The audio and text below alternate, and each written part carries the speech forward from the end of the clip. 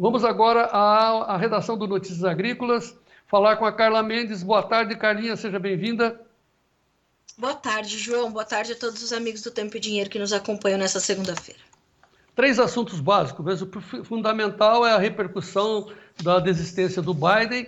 O Vlamir Brandalize gostou, disse que o mercado gostou, porque o Trump pode Sim. melhorar os preços, etc. Esse é o mercado. Aí você ouviu outros analistas. Quais as opiniões que você tem, Carla?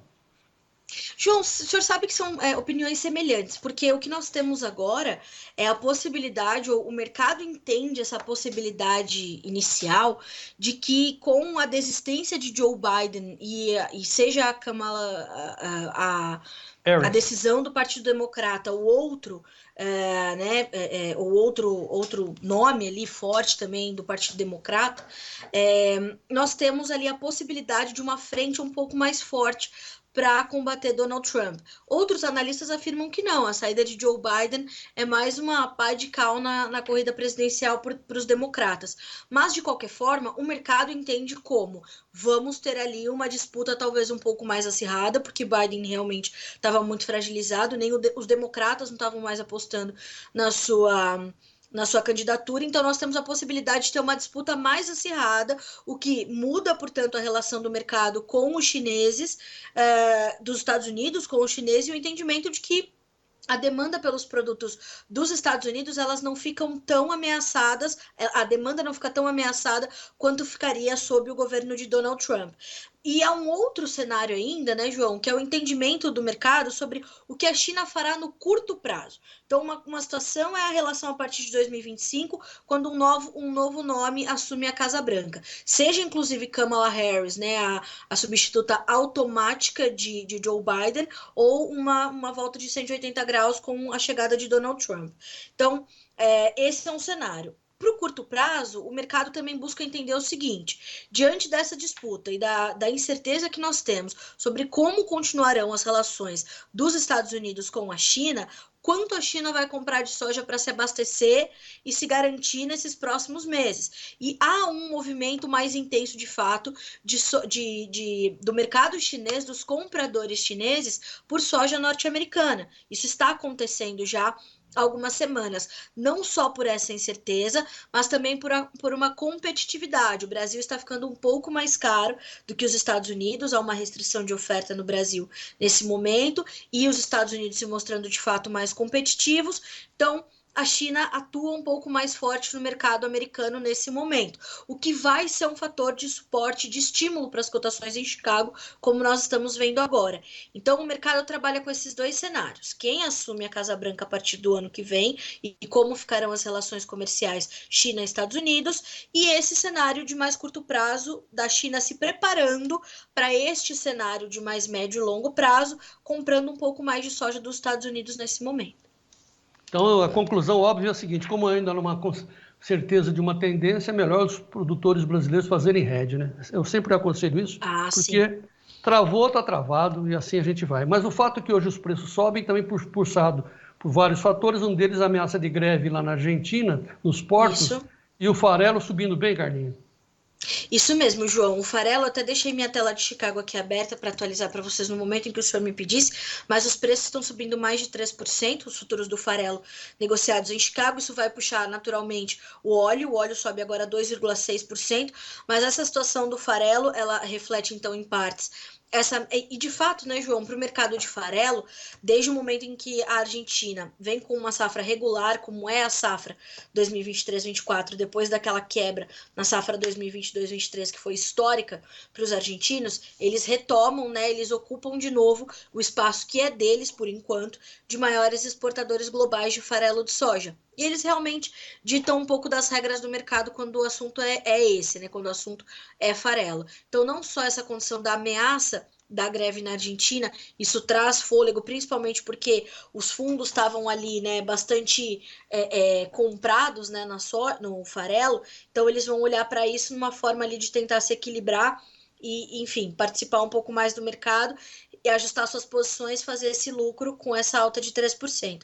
Mas também olham para a comercialização na Argentina, que está um pouco mais lenta agora, João, porque a questão cambial voltou a não trabalhar a favor do produtor argentino, que segura um pouco mais os seus produtos, né, evitando participar do mercado nesse momento um pouco mais incerto, por conta da questão cambial na Argentina, por conta da questão inflacionária.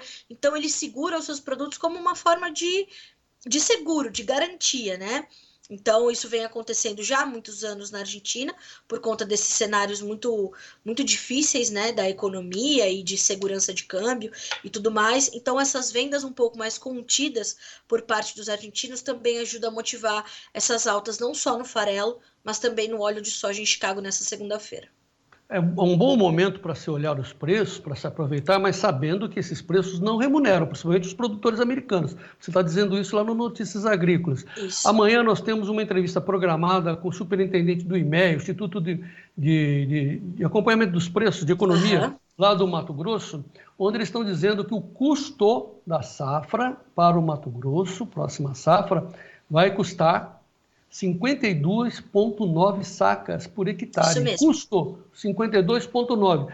É extremamente alto, então para você ter algum lucro, você terá que produzir 80 sacas, 70, será que a gente, em média, hein? Média. Lembrando que nessa conta tem também o custo dos arrendatários. É uma situação bem estreita, né, Carla? É uma situação bem estreita. O Vlamir falou comigo sobre isso. Eu fiz uma matéria bem alongada aqui no Notícias Agrícolas sobre as margens para a soja 24 e 25 no Brasil. E embora elas estejam estreitas, elas ainda existem na maior parte do Brasil produtor de soja. Isso quer dizer que são boas margens? Não, João, distante disso. O Carlos Cogo fez uma conta para nós que mostra o seguinte: no Cerrado, para quem já comprou os insumos, porque também são cenários diferentes, viu, João? O cenário de margens para quem já adquiriu seus insumos é um, para quem não adquiriu seus insumos é outro muito distante. Para quem já adquiriu seus insumos, olhando para o Cerrado do Brasil, em média, é uma margem bruta de 27%. Isso dá um retorno financeiro de cerca de 350 dólares por hectare para o produtor brasileiro que já comprou os seus insumos em média. Nós sabemos que muitos deles vão ter margens muito menores do que essa, não dá para generalizar, porque realmente o Brasil, de proporções continentais, vai ter resultados também muito plurais em função disso. Mas fazendo essa conta rapidamente. Quando a gente olha para os produtores americanos, por exemplo, a gente está falando de um prejuízo de 150 dólares ou um pouquinho menos que um pouco mais de 140 dólares por hectare também com a soja 2024 e 25. Então, os americanos já amargam um prejuízo como esse. Só que qual é a diferença? Historicamente, quando isso acontece nos Estados Unidos, há um ajuste natural do mercado. O Kogo até usou um intervalo bastante interessante ali de estudo. De 2015 a 2019, 20, né, 20, 21, foi o último ciclo de baixa da soja. Nesse período, João, se deixou de cultivar nos Estados Unidos cerca de 5 milhões de hectares com soja. De 2015 a 2019 nos Estados Unidos.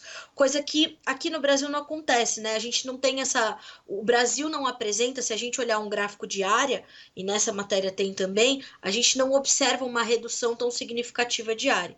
Então, sim, para os americanos já é uma outra realidade de preços, né? Uma outra realidade de margem de retorno financeiro. Para o Brasil, você tem uma situação realmente muito ajustada, o IMEA vai detalhar isso para vocês amanhã, e a gente vai para o Paraná uma situação, para Goiás é outra situação, e essas margens vão passar também, João, além dessa questão da produtividade, que é algo que o Vlamir falou e o Kogo falou, né? Ambos trouxeram a importância de se garantir uma boa produtividade.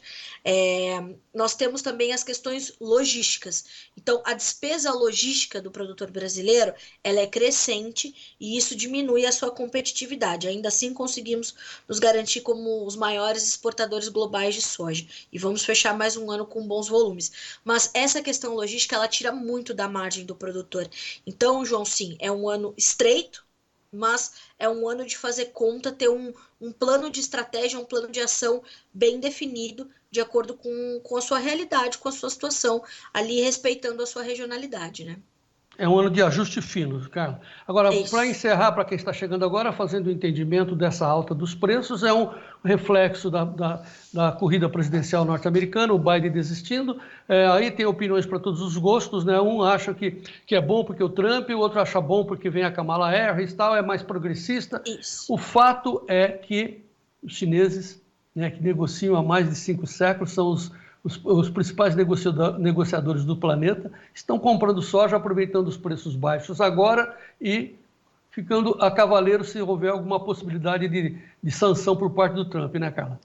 Exatamente, João. Em suma, é isso. Por isso que nós temos esses dois cenários. E os chineses, eles sabem, né, que por mais que Kamala Harris assuma, ou Donald Trump, ou um outro candidato ainda do Partido Democrata, eles vão ter que comprar eventuais volumes de soja, como aconteceu lá em 2018, que foi quando houve a grande consolidação da mudança da dinâmica global do mercado de soja, ela se deu lá em 2018, quando houve a guerra comercial entre China e Estados Unidos. Mesmo assim, os mínimos volumes que eram necessários ser comprados, né, nos Estados Unidos, mesmo taxados, eles vinham sendo comprados.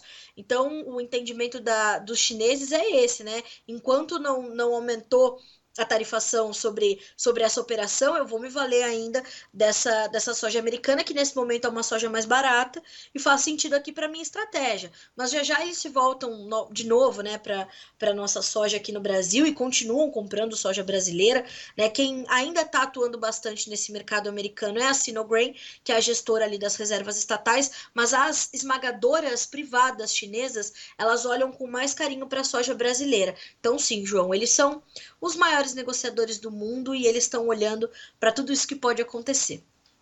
Muito bem, Carla Mendes, muito obrigado pela sua participação. A gente renova a sugestão aos nossos amigos telespectadores, seja um produtor rural mais bem informado do meu Brasil, entre lá no Notícias Agrícolas para apreciar e acompanhar o trabalho da Carla Mendes. Obrigado, Carlinha. Vamos em frente.